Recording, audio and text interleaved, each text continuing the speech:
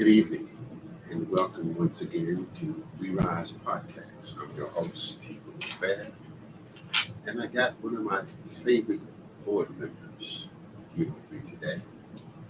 One of the reasons why we are so good at what we do at the Urban League is that we have outstanding, highly talented, very committed, quality teams. Mrs. Gipson is one of those persons. She sits on our board, but she is very active throughout this community and brings a wealth of knowledge about things that are important to the agency and to our constituency. Today, we want to talk about human trafficking in the context of how it impacts on our ability to advance our cause and the people that we serve. Welcome, Ms. Gipson.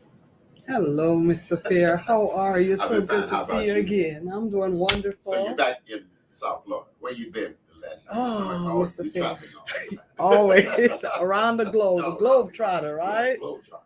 Yes. Such a pleasure being here, and so honored to be sitting on your board at this age and time that we're living in, which is such a crucial time in our society. So I must say hats off to you and what you're doing in our community to make difference in our children's life. Couldn't do it So without thank you. strong board members like you. And you give us the freedom that we need in order to do the job that we want to do. Yes. You don't look over our shoulders. You know that sometimes I'm crazy, but you understand that it doesn't show up in my performance appraisal at the end of the year. You give me the rule like the board does to do what we've got to do. And we really understand that if we don't deal with certain issues, Yes. honestly, objectively, publicly, that the things that we know that we've got to do, we can't get done. And one of those issues is the whole issue of immigration, both legal and illegal. And right now, as we come out of Juneteenth, Yes. get ready for 4th of July, Yes. there are things happening in this democracy that's going to impact us going forward. And we never talk about this. We never talk about what's going on at the border. So let's talk about human trafficking at the border. But first of all, let's talk about your experiences with immigration and naturalization issues. Well, before I can get into the naturalization, we're gonna on human trafficking. Well, human trafficking, as we know, had three components. You have the sexual part, you have the forced labor, you have domestic servitude. And my experience with human trafficking was coming here to this country at the age of 14 as a illegal alien. I came in this country with a one-entry visa, and 3 years later, I was at the driver's license office, and Border Patrol showed up, and they asked me, well, you have a Jamaican passport that is an expired visa, and you have a voter's registration card. So How'd you get that? well, the voter's registration card we had at that time, folks was registering you to vote back in 83, 82, 81. You folks sitting on the sidewalk in front of supermarkets just ask you, hey, would you like to register to vote? No proof of citizenship, just Oh, not at all. You just sign your name and put your address down, your date of birth, and the voter's registration card comes in the mail. so this whole discussion about the need not to have proper identification and all to vote is nothing new.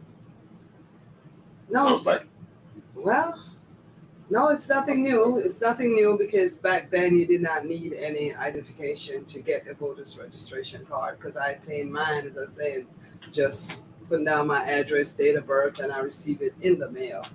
But I never voted, and that was one of the questions they asked me when the Border Patrol came.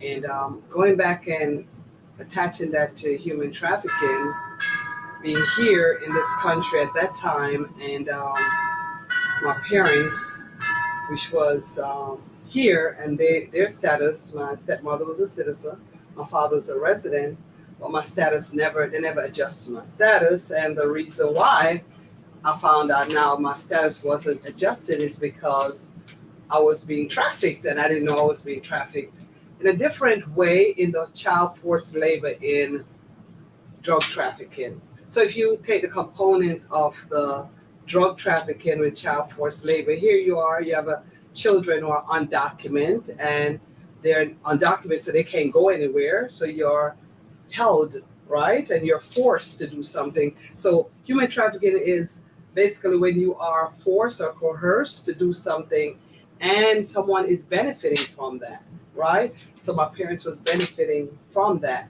So what would they kept us undocumented at that time in order for their gain? So that is a part of human trafficking.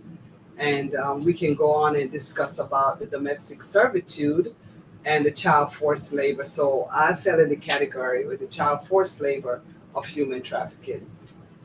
So when I see what's going on at the border, we see two types of people who come in at the border.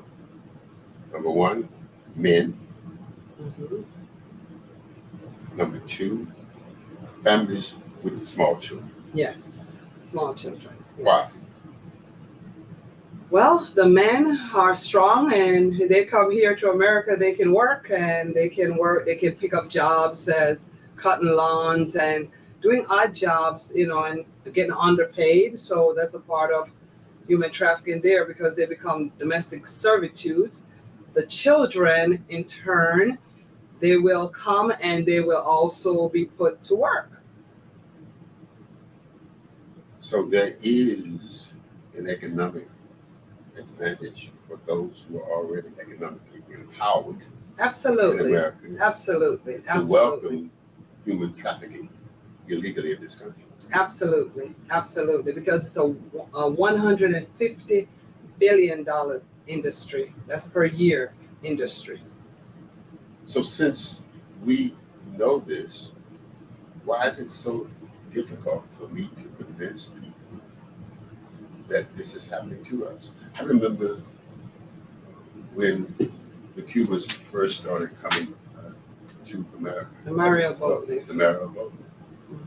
I remember that. And if you come to my house, you will see on my wall a series of picture frames where I was interviewed on 60 Minutes, and I talked about the impact of the Cuban influx on the advancement of Black people in Dade County. Many said that I was being anti-Cuban. No, I'm not anti-anybody, but I am unabatedly pro-me. And therefore, I'm unabatedly pro-me. I will not be apologetic about that to anybody. And I would get the villain who is not unabatedly pro-me, regardless of their sexuality or their ethnicity. But one of the things that we have to be mindful of is that in order for me to be unabatedly pro-me does not mean that I don't like you. It just means that I like me more than I like you.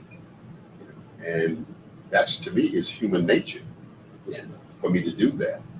But when we look at what's going on at the border, we look at trafficking, and we look at how the rules are being relaxed, how many people are we creating who will be similar to you going forward? Tens of thousands. That is true. And one of the things also is the death rate, which a lot of people have not talked about. So many who have risked their lives to get across that border. So many children have died, and women have died trying to get across the border. And no one wants to address it. No one's talking. That's not a topic to talk about. How many did not make it across the border? Why?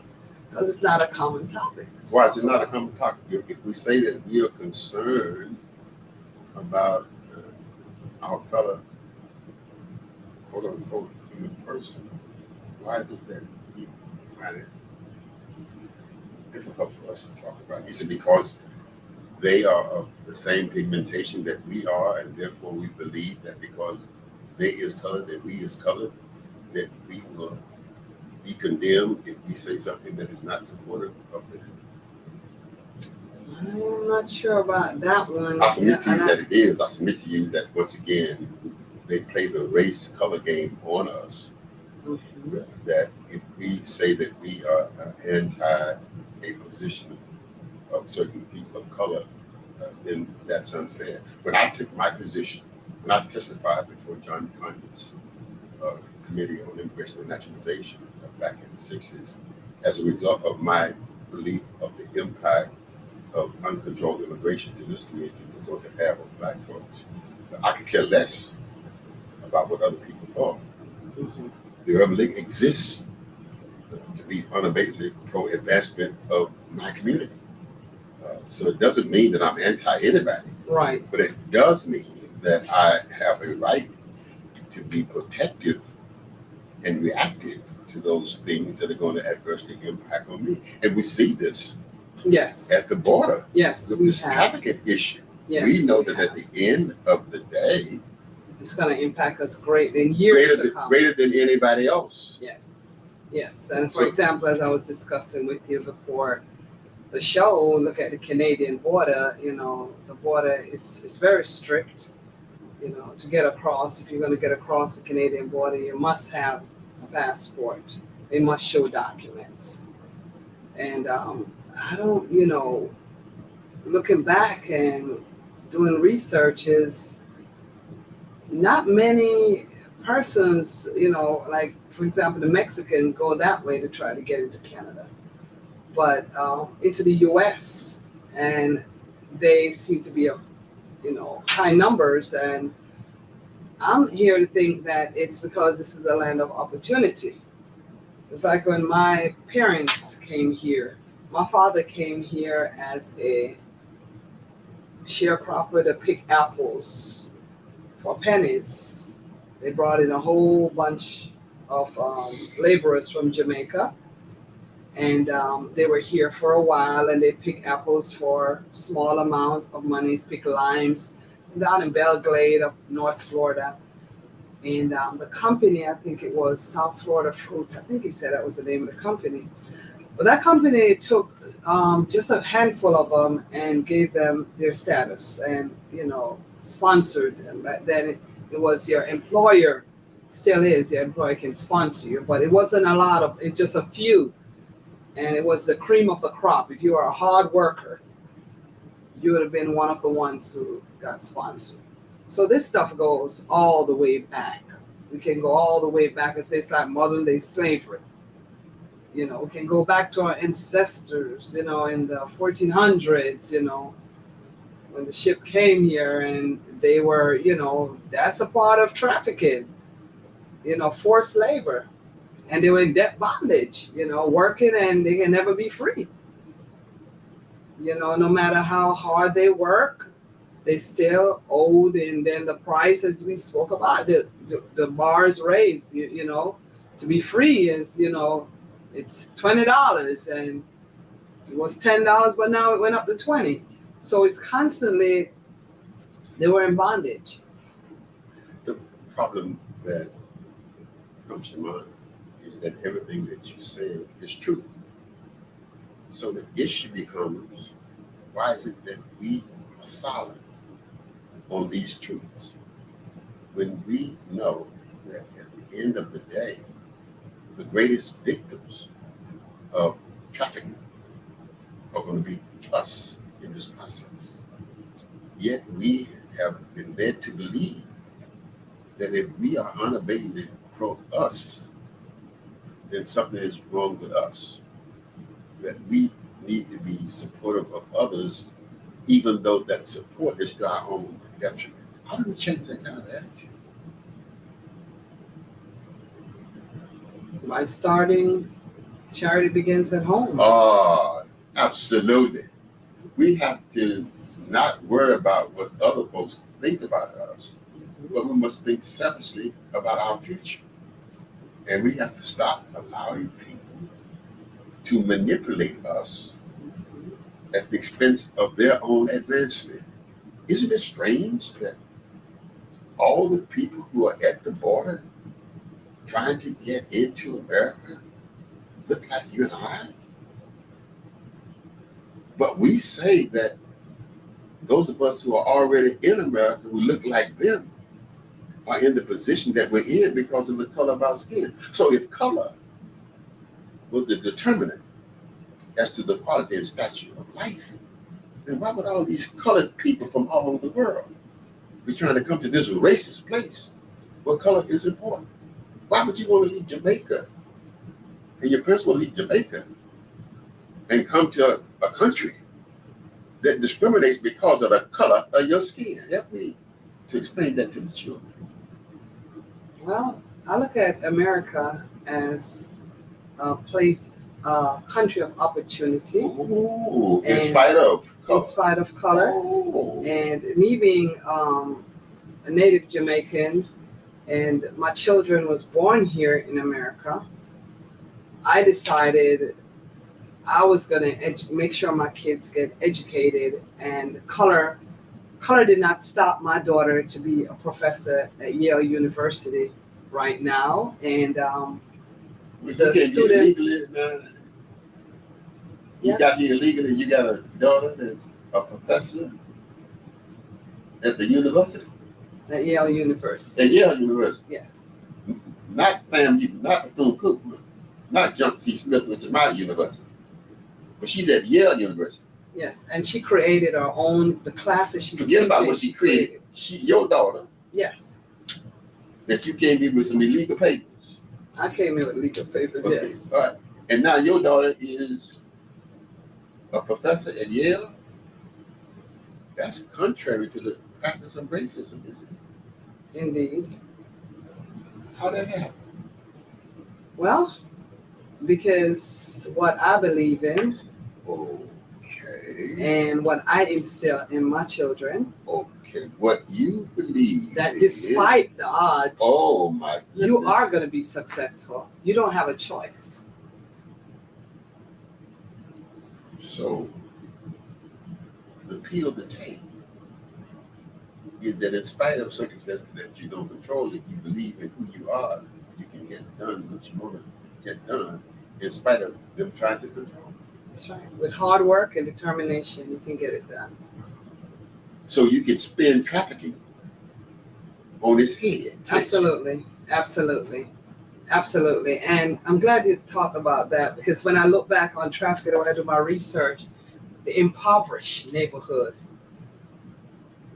I mean, when you look at the impoverished neighborhood, those are the main target when you look for, and when we take a spin on sex trafficking. So what if we go into the impoverished neighborhood and educate the parents, and then the parents educate the children, then our numbers would go down. Well, it probably would go down if the numbers remain stable.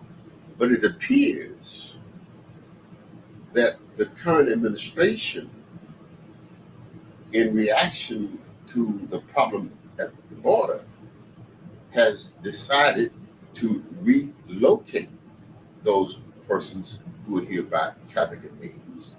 And where are they sending them? Not to middle class black or white neighborhoods, but they're sending them to our neighborhoods.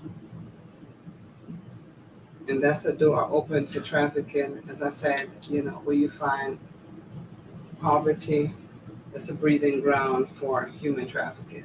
Well, should we be outraged?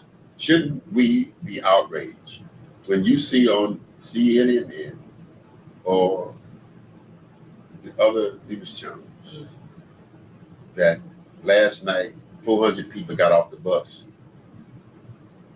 in Liberty City? I'm just using that as an example, because when you look at the at-night trafficking, what we see is that these people are being dispersed into neighborhoods that are already occupied by us, which means that maybe the they burden need to take them on down to Carl Gables. They might take them some other place, but as long as we feel that we have to accept them, then they will send them to us. So part of the human trafficking issue is that there is no plan by us to divert that traffic away from our communities. Yeah, so we need to come up with a plan. How we do that? Because I think you're absolutely correct. I think that we have to be selfish. As I said back in the 60s, I made it very clear that I'm not anti anybody come to America, but I'm not going to allow them to come at my expense.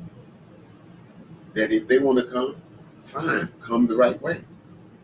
But I'm not going to allow you to come and replace me in the process. And what we've seen is the politicians and corporate America have decided that since we no longer have slavery, for example, then we can increase profit sharing through trafficking. Yeah. Because if I can reduce labor costs, then I reduce labor costs and increase profits. So if I can get somebody to work for 5 cents an hour, right, and the minimum wage is 10 cents an hour, I've saved 5 cents already. So part of what we have to do is not to allow our empathy to overpower our selfishness for our own survival. And shouldn't we be insane about what's happening with human trafficking in the community? Well, much light is not being shown on human trafficking that needs to, I mean, how often you hear that subject talk about. I think I was watching TV today and Dr. Phil is going to speak on it, I think this week or sometime this week. But now the awareness, that's why I'm here. That's why you're here, to spread awareness. More awareness, then we can get more people involved and more people to want to push to reduce our numbers, which is, the numbers are real high, so to reduce our numbers here in the US, human trafficking is global, but it's a charity begins at home, right in our backyard here, our numbers are really high. And maybe, we know we have the farms, we have a lot of farms in Florida and so forth, with domestic labor, so that's a breathing ground right there. As long as there is no resistance on behalf of any indigenous population group, then those who selfishly promote human trafficking, either for economic or political reasons, will financial gain to do that. Yeah. Right. So my concern is those who know better don't say differently. My concern is that I don't hear anything from Black elected officials about the adverse impact of human trafficking on the economic and the political prosperity of Black people. So I can't celebrate Juneteenth and all this other foolishness when there is a diabolical scheme in place to make me irrelevant, if not insignificant going forward. That's impossible. Sorry to catch you off guard like that. That's okay. I hear your views, because I celebrate Juneteenth. I celebrate emancipation. You can celebrate it. You can celebrate it. I celebrate, once again, Pan-African every holiday. And I'm not saying that we should not celebrate it, but I'm also saying that those things that need to be condemned. But I have a point. You have a strong point there, and I know the primary election is coming up soon in August, and we have our elected officials, and so many. It's good to come to the table and have that forum. And what we're talking about, to address that to our candidates, to see who is going to take that on to talk about. Take it on. So what we're going to say is that as we get ready to go to the polls, one of the questions that Black folks should raise to all persons who are asking for our vote is, what is your position on human trafficking? That is true, since it's a great impact on the country. It's a great impact on us. Yes.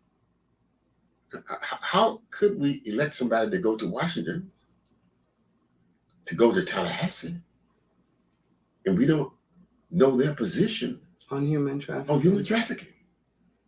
When we know that it's not overt racism and discrimination that's keeping us behind. But there's something called uncontrollable human trafficking in America. There are 11.5 million illegal people in America today. Should we grant them amnesty? I don't know. I have a mixed feelings on that because I was in that number once upon a time. And I'm sure you do. And I was in that number once upon a time. So so I have to show empathy. So sitting in that seat, and I remember when I was going to get deported, that I was 8.5 months pregnant with my daughter. And, and the immigration officer, he was so kind, the Border Patrol guy, he's an elder gentleman, and he called me in the back and he says, after they handed me my deportation paper, he asked me, who was the father of my child? Was he an American citizen? And I said, yes, he is. And I said, where is he? I said, well, he's serving in the Navy, serving in the service. He said, well, you need to, have a conversation with him to get married and to adjust your status in the U.S. Mm-hmm. So that was a conversation. That's how my status was adjusted, that I could stay in the U.S. and had my child here, or else my daughter would have been born in Jamaica. She would have been a Jamaican. We wouldn't be having, I don't know if we'll be having this story at her as a professor at Yale. Who knows what would have happened. But but I do understand, when we look at the numbers of illegal immigrants in the country, when we look at the numbers of our society and what's going on right down the street and the aid that's needed, yes, I do take those things into consideration. Yes, I do look at that because we need aid right here also. Yes. Yeah, you can be empathetic and not allow your empathy to make you make decisions. That is true, because if I was sitting, that is true, because if I was sitting in the seat of being a senator or a state representative, yes, I would have to uphold the law of the United States of America because I took an oath. Yes, so the problem that happens with us is that we allow our empathy to be overpowered by our sympathy. And when that happens, we allow conditions to override our future. So I'm empathetic. So I got to think with my head, not with my heart. That's correct. That what you're saying? That's correct. That is correct. You have a point. Most people when you make decisions. Most people make selfish decisions about their future, their part of life.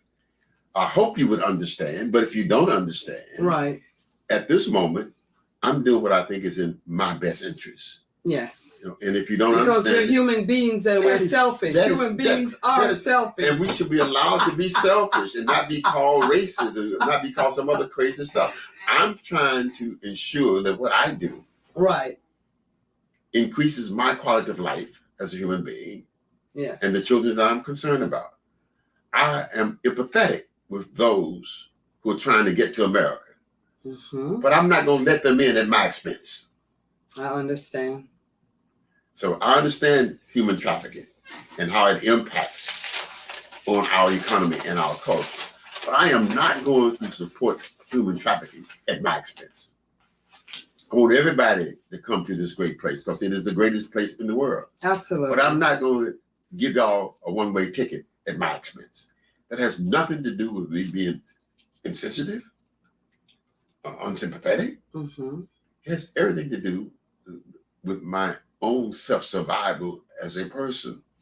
And I have every God-given right to be selfish. Absolutely, because you are an American. Oh, and I'm human. And you're human. I'm human. First of all, you're human before you're an American. I'm human, and I should not be penalized for being human. I should not have to agree with everything that is black or white. That is true. That is true. And I think you make a strong point there because sometimes folks feel if you have like the issue you're on, if that's your opinion, everyone has a right. That's what America is all about. That's why folks want to get here. It's a Exactly. democracy. Exactly. And when it's been threatened, we are very angry. And what are our listeners? Are there any questions out there? I see a lot of. What are our viewers? What are our viewers saying over there? Any questions? Oh, he's looking. Yeah. No? But what happens Okay. with us is that we never have this kind of honest discussion That is true. about the impact of trafficking. Mm-hmm. When we have that discussion, it's only about sexual trafficking. Yes. But trafficking knows more to it than just sexual trafficking. That's true. It's a different. Yeah, they're And we different. have to They're, make sure that we talk about all forms all of forms of trafficking. in this whole Mhm. process. Mm-hmm. All forms of trafficking advances some groups' ability to make money. That is true. At That's the end at the end, it's of profit. the day, it's Mhm. about profit. It is. It At is. the end of the day, it has nothing about humanity, goodwill, and all those esoteric terms that we embrace out of the compassion of our heart. That is true. Yes, everything with MONEY and political leverage in the marketplace Yes. with MONEY. The achievement thereof, the attainment thereof is the primary issue. So the challenge for us is to have these kinds of open discussions Yes. about trafficking. Because once again, what's happening to us as a community is that we are being displaced. We will have no real political or economic value. We got 11.5 million people who are illegal in this community.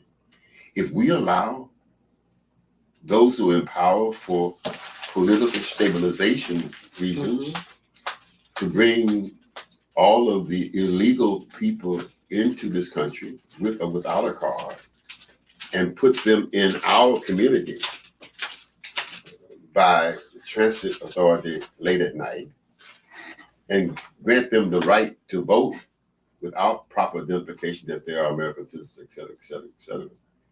At the end of the day, that's creating another form of slavery for us. How do we make sure that folks get beyond that attitude? What's the role Well, for us as a community, as individuals? As a community, I think you got your point, and I think that's where our legislators come in. And I always put it on our legislators. That's an appropriate place. Because they are the one who's we vote for, and we vote for them to represent. They're our voice in Tallahassee and in Washington, D.C. So I'm hearing you, and you're saying that they're bringing the immigrants to our community, to the urban community. All of the quote unquote illegal people who came through the border were put on a bus at night. None were dropped off in a middle class white or black community. Right. They all were dropped off in our community. In Southside Chicago or other places, they were dropped off there. Which means then they become our new competitors with those who are in power. And they're at a disadvantage because they will work for anything. That is true. They're at a disadvantage because they will have to do anything. Yes. They're at a disadvantage because they will rob, steal, and do what they have to do because they're in America. So they make us expendable. So where we're gonna wait? What's your suggestion? Where we're gonna put them? We're gonna send them to the upper class neighborhood. What's the action? Suggestion is that what's the action plan? Those of us who say that we are concerned about the current state of affairs have to look at the immigration problem objectively and selfishly. Those of us who say that we are concerned about our position in the economic scheme of things in this community have to be willing to talk about discrimination that's related to hiring people Okay. that they know cannot react to being treated differently. There are folks who say, I just got to work. I know that I'm being abused by this employer, but I just got to work. And we know that that's going on, and the employer knows that that's going on. But since we don't say anything, then we aid and abet the employer. So we have to become vigilant about calling that kind of behavior out. Absolutely. We don't do that. Absolutely. And that's when, I don't know if it's EEOC is still around. I've been out of the corporate world now for about going on almost 20 years. But I remember when employers used to, discriminate or mistreat employees, and many of them go to EEOC and nothing is done, and no one feet is held to the fire. No one is being held accountable. So to me, that's been in bondage right there, because you need a job. You can't go anywhere. You have to work to take care of your family, but you have to be you've been mistreated, you've been treated unfairly, but you stay you're pinned down, and you have to stay there because you have no other choice. But we can't blame them. No, what we say at the Urban League is that since we know what's going on, then we have to care enough, to dare enough to confront those who are doing it. A man who's got to work and feed his family, who has to do anything to do that, will do that. But since I know that he has been forced to do that, I should care enough to challenge that which is being done. Exactly. And we don't do that. We just talk about, long as Charlie don't mess with me, it's all right with me. So we have to care enough, to dare enough, to challenge those who are doing wrong in our community, because it won't be long. It will be us. Right. And if we remember yesterday, it was us. Absolutely. Absolutely. Okay. So the shoes will be on the other feet. Okay. But going back to human trafficking, I just want to give out the hotline. As Mr. Pierce said, you just said, you see something, say something. The human trafficking hotline, 1-888-373-7888. 1-888-373-7888. And I also wanted to share a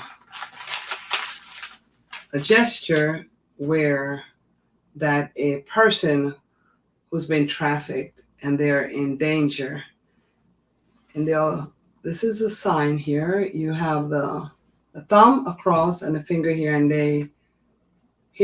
this is the signal for help. I'm in danger, help. So you come across male, female, child, adult, and you may see them doing this, this is a signal saying that, hey, I need help. I'm in danger, right? And so what would you do? You'll call 1-888-373-7888. Don't put yourself in danger, or dial 911 if all else fail. The problem with that is that kind of behavior is the common behavior in our community. That works if I see that at Publix in Coral Gables. That don't work if I see that at Grand Union on 54th Street. Because Grand Union still there? Our mannerisms are uniquely different. Right. So when we design these codes of communication, we don't give credit to the different cultures in which people are in. You talking about do this here? That don't work in Liberty City. Somebody think you're trying to be first, or something wrong with your hand.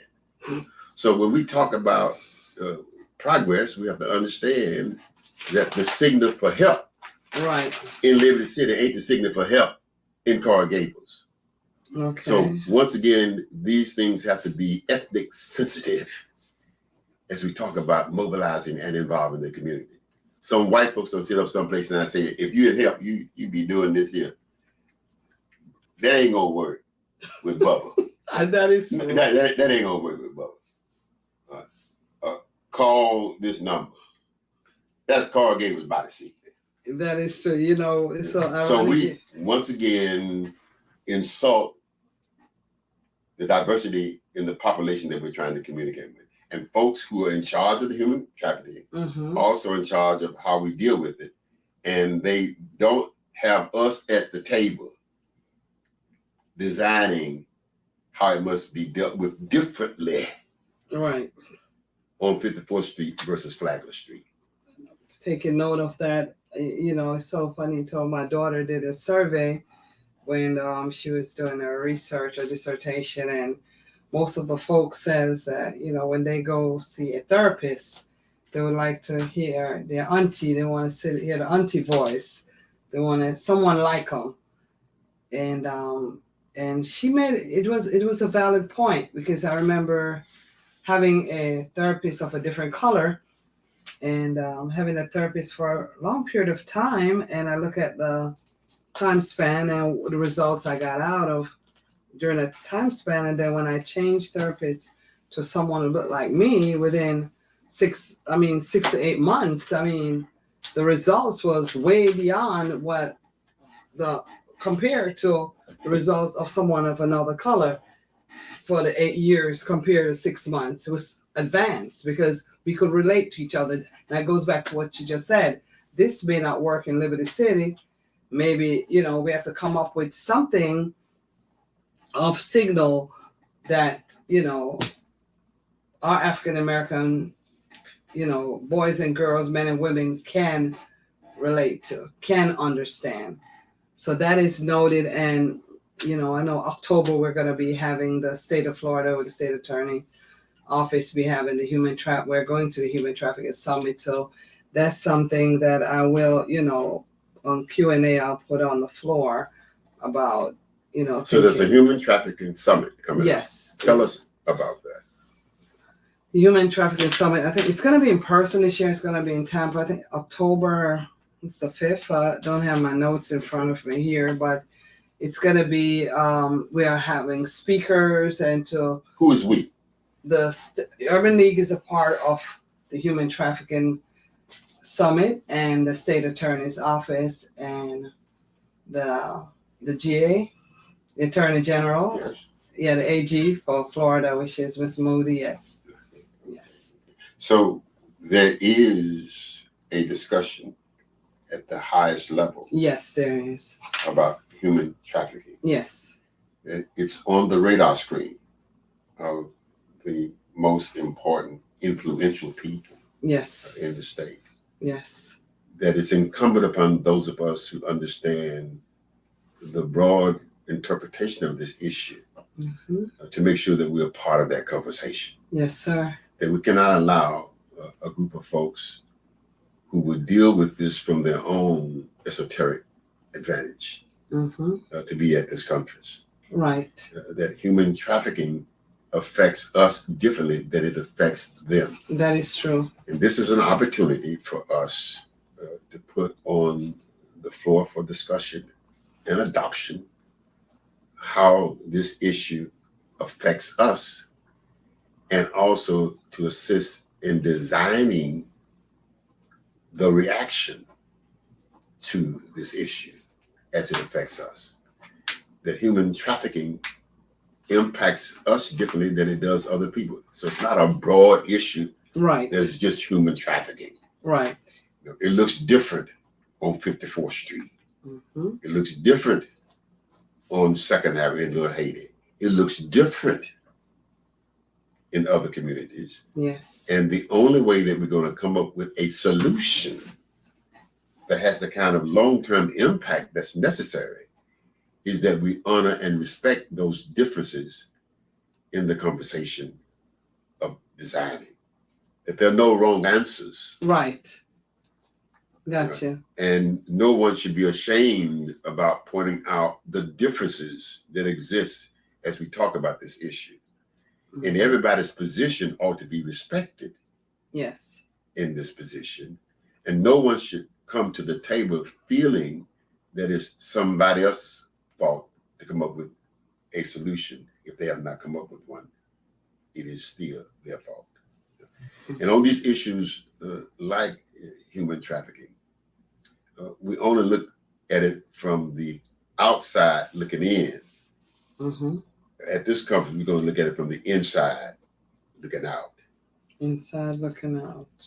Inside looking out. Mm-hmm. So as I say to folks, I want all those people who want to come to America to come to America.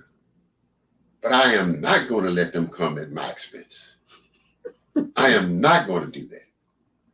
And if you don't understand that position of selfishness, then that's your problem. I'm not going to allow you to drop off folks. Are you looking at the in my neighborhood? I am not going to let you drop off folks in my neighborhood who would displace my political power by you granting them the right to vote, even though they're not citizens. I am not going to let you create break corners where men who are forced to work for anything in order to survive, right, which means that you will never have to pay me minimum wage that allows me to survive. I'm not going to let you fool me into believing that if I'm unabatedly pro-me, that somehow I'm anti-everybody else. That's not what I'm going to do. So when I come to this conference, I'm going to be wide open, and if they want to put me out, then they can put me out, and I just go outside and have my own conference. Because I think that we have a responsibility and an obligation. I don't think they're going to put you out. I don't care if they do. I don't care about our organization is a part of it. We are one of the main. The title sponsor. Why would they put you out? I don't think they'll put you out. But but I have noted you have brought up some real. I'm glad we're having this conversation, and I'm hoping that our viewers are really listening. And if you missed any part, just go back to YouTube and put in T Fair. Right? Yeah, big deal. But the most important thing is that I want us to understand that human trafficking is a civil rights issue for us. Mm-hmm. That we have every responsibility to the future of our children to make sure that as others come to this country, mm-hmm. we welcome them, but not at our expense. That's human, and that we have to force those who are the public policy initiators, right, to be fair in developing those guidelines that will govern how you get into this country, what you must do in order to stay into this country, and implement that and enforce it across the board. What we see going on at the borders is to the detriment of Black people and to the continuation of a better life for a select group of people. That the beneficiaries of human trafficking are those who will do anything to remain in power or to get in power politically, and those who will do anything to increase the return on their investment. That it is 21st century slavery, mm-hmm. because a group of folks have figured out a way to profit off of the misery of others. And that's whether it's human trafficking, mm-hmm. labor trafficking, or voter trafficking. Right. That they figure out how to do that. And those of us who know better have to care enough, dare enough to make sure that they don't do that. Good. So I'm really happy that you're going to be at the conference in October. So, I just hope that y'all, once again, we can. Don't cut me off. No. I'll be there. I'll be there to support because, we have strong points to talk about, our community, how human trafficking but we must care enough once affects again. The Black community. We must care enough once again to be unabashedly pro ourselves. Pro ourselves. All other groups don't make concessions. They don't negotiate. Okay. Unless they're in their best interest. We have been led to believe that if we disagree with the plight of others Something who may look like us, something is wrong with us. Mm-hmm. We're not allowed to be human. Everybody else can be humanly selfish. So that's why I tell the folks, I'm not anti what's going on at the border. I empathize with what's going on at the border. Right. But I am not going to support those who are in charge of the border allowing things to happen at the border that are going to negatively impact on my quality of life. 11.5 million people in the country illegally. That has health ramifications for our community. That has school ramifications for our community. Because the enrollment goes up,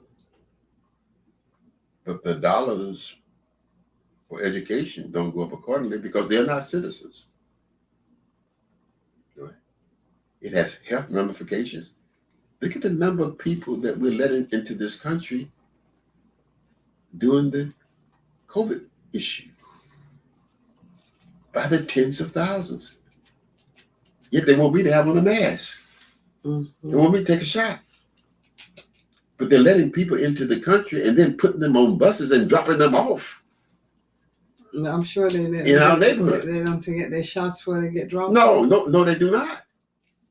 No, they do not. Where's the outcry? Something has to change with that. I wasn't aware of that. You was not aware of that? That they were dropping off folks in Liberty. No, I was not aware of that. There's no shot you get on the bus. You go. Was not aware. Thank you for bringing that to my attention. I wasn't aware that the bus was dropping off folks. They drop off folks. Why do you think they're doing it still in the night? They put you on the bus and you go. Okay. You go. If you think crime is out of control, you ain't seen nothing yet. Maybe if they had put me on that, I didn't experience going on that bus. I didn't end up at Chrome because I was 8.5 months pregnant. You were 8.5 months pregnant, plus the numbers were not what they are today. No, the numbers have gone way up. Yeah, the numbers not what they are today. It's 11.5 million people. Yeah, that's a lot of people. Here illegally. We don't know who they are, where they are, what they brought with them. And we're talking about Juneteenth. Who's crazy? The folks who are profiting off of trafficking are the victims of their profiting off of trafficking who are silent. I think it's the latter. Well, we have to change we have to fix what needs to be fixed. How are we going to fix that? Only way we fix that is you and I have this kind of conversation. Absolutely. And those who don't want to be part of it, we call them out. Those who don't want to be called out, we do everything within our power to make sure that they're not in a position of influence. We cannot allow Black folks who say that they represent us to cowardly not truly represent us in these kinds of moments. So we have an obligation. If we're going to vote for them, we need candidates, we need representation at the table that's going to speak for us on the issues that concerns us. Yeah. But we have to also care enough to punish them when they say they're going to speak for us and we put them in and they don't speak for us. Well, you vote them out. Oh, you can't do that. Why you can't do that? You won't be Black. You just said what Black have to do with anything. You said it don't have anything to do with it. You said you're human. It don't have expressed anything to the camera, to do. and you told the people out there that you are selfish. In the Urban Agreed Amendment, it don't have anything. You said in this agency, right overpowers Black. You told right. Right. RIGHT. Overpower color. Yes, absolutely. It knows no color. It knows no religion. Right is unblemished. It moves. Don't cut no corners. No corners whatsoever. So that's our position. So we ain't anti nobody. We just unabated approach. Yes. Right. We want our children to understand that nothing stops us but us. Right. So we're not caught up, in these other psychological barriers that prohibit us from doing in 2022 because somebody did something in 1619. We don't subscribe to that. And we're not going to support the whole notion that human trafficking is an issue that we have to embrace because of our quote unquote concern about humanity. We're not going to do it as long as it's to our detriment as we do it. And I think we have to care enough as organizations, as individuals, to make it very clear that we're not anti anybody coming to America, but we will not allow them to come to America at our expense. You're going to say it to the camera? Everybody knows that. I'm not saying to the camera. I'm not saying anything that nobody is surprised that I'm saying. Right. So I don't have to look in the camera and say that because this is what everybody knows. We don't apologize. We're walking away with an action plan. Yeah. And I think, said in October we get to the conference. We have a lot to say to our legislators, our representative, and to our attorney general regarding human trafficking here in our state and what's going on in our state with human trafficking. Well, the most important thing is that not only will we be saying it, but we will be calling on Representative Bush and others to say it also, because it becomes more powerful when your colleagues who have to vote on stuff that is important to you are voicing positions that are important to them. And if you want to do the horse trading that is necessary to be successful in the legislative process, then you must vote on those things that are important to them. So you and I can talk about this as long as we want to talk about this. But the key is for us to convince those who've been with us this evening that human trafficking is an issue that adversely impacts us, and it will continue to do that until we rise up in righteous indignation and say, we're going to be selfish. They can come, but not at our expense. Thank you very much for being with us. Enjoy it. Always good to have you with us. Thank you. It's a pleasure. Good evening, everyone. We'll see you next week. Be good. Have a great one.